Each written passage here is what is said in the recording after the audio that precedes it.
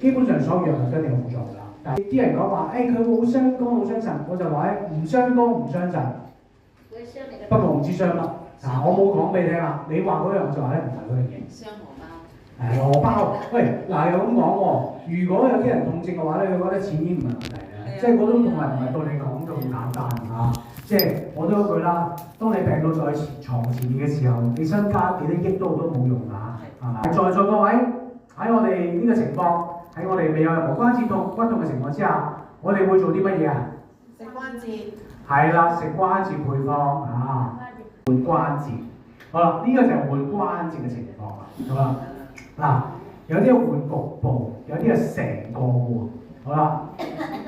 呢啲咧就成個人工關節擗晒落去啦。呢個換全部，呢個換部分，大家見到啊？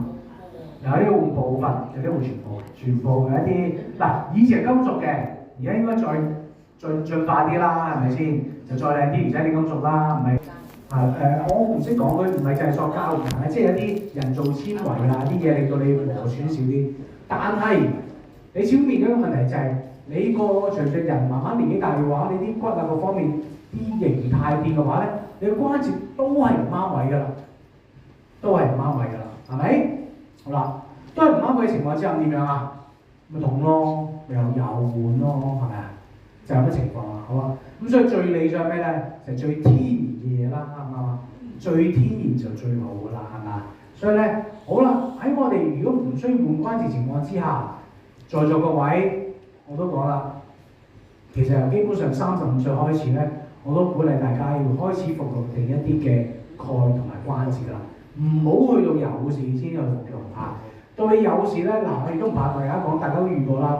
好多朋友去到上得嚟揾我哋嘅時候咧，尤其好多人上嚟揾我嘅時候，就已經講到明就係，我而家係咩事咩事。嗱，我都會即刻講一句，當你已經去到呢個情況咧，我哋只能夠唔會俾佢惡化，盡量唔好惡化。咁所以我哋都通常講就會預防啊，千祈唔好到有事先發生啊。因為我哋人有兩種細胞，一種叫長骨細胞，一種叫破骨細胞。小朋友嘅時候咧，嗰個長骨細胞咧係多過破骨細胞，所以佢不斷咁發育、長高、大個。基本上到35歲打後咧，你個破骨細胞就會大過長骨細胞。我哋食鹽嘅食品咧，因為已經係一個營嘅食品，就唔會補到其他唔好嘅細胞。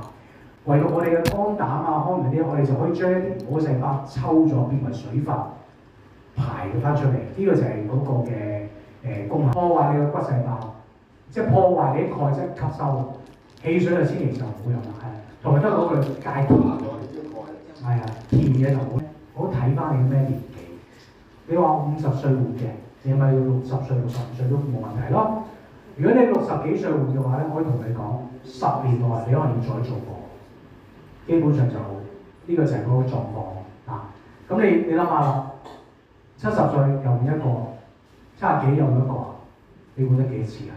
係咪？咁點解我哋如果喺能夠一啲我哋可以控制範圍之內做到嘅嘢，係咪可以避免佢先咧？咁